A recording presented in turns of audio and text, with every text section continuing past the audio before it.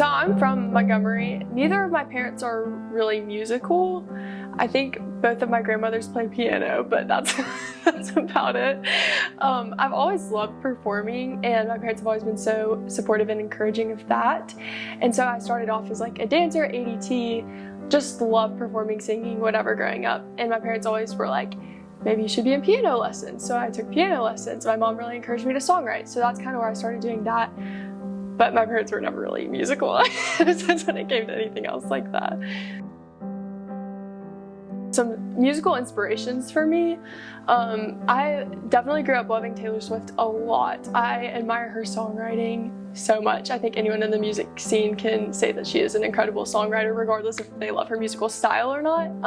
Lizzie McAlpine, I discovered in 2020, and she is my favorite musician ever. I just admire her authenticity in her music, in production and songwriting. I think she's just fantastic.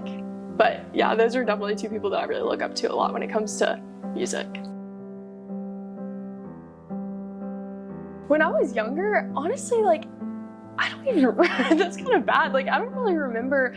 I just listened to whatever was on the radio. I don't think I really developed like my personal taste in music until probably like middle school. So I think I just listened to like whatever my parents had on. I think my mom listened to like more, she's gonna be so mad at me if I like say the wrong era, but I think like 80s, 90s kind of music, or just like I said, whatever was on the radio, whether that was like K-Love or like, I don't know, some sort of pop station or something. So I never really had any huge influence growing up when it came to music, but I always gravitated more towards like an indie folk, indie pop kind of thing once I got in middle school. Like, I just loved the more raw, deep songwriting aspect of musicians, I guess. I honestly think that I never put too much pressure on being like one specific thing. I don't know if that makes sense, but whenever I was writing music growing up, it was just for fun for me. It was like whatever I was going through in the moment, or whatever I was feeling or my friends were going through, I would always just like write about it, and it was super organic, and I never felt like I had to write for somebody, or I knew like this is going to be on the radio, so it has to be like very polished, or whatever that might sound like for people. So growing up, it was kind of just whatever I was feeling and whatever music I was listening to at the time. I think it definitely reflected a little bit of that. But I think it's always just been really like come pretty naturally to me. I don't think I've ever put too much pressure on it, and I think that's made it easier and more fun. I've had some really incredible supportive people here that have like helped shape me along the way. I started in some singing lessons when I was really, really little with Katie Cruz, and I think she still does like lessons for little girls in Montgomery, and she was just so kind and supportive and really helped me develop confidence in the performing aspect. And she was the one who helped boost me into Alabama Shakespeare and start my like theater journey with them when I was in middle school.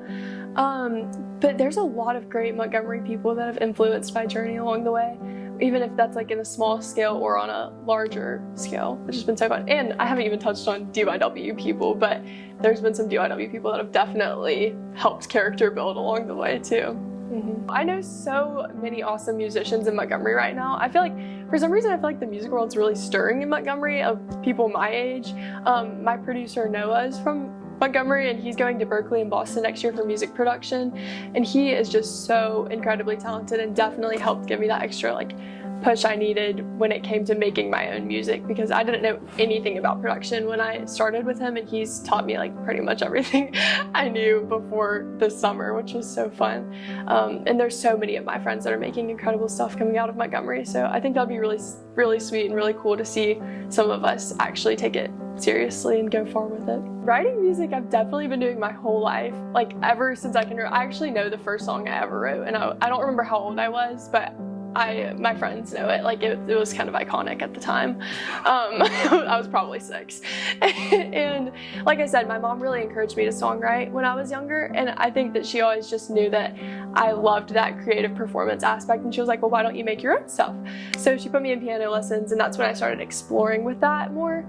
But started taking it seriously was, I guess, last summer when I knew that I was going to start producing a song. I was like, shoot, well, which song of mine? I have written like 400 ideas, like which song of mine am I actually going to polish and want people to hear first? So I guess that was the moment where I was like, okay, I need to actually narrow this down and finish some and decide on what I want to actually put out there. So I guess that was the moment where I was like, I think I really do. That's gonna be the first song, and it came out last November, which is just so crazy to me.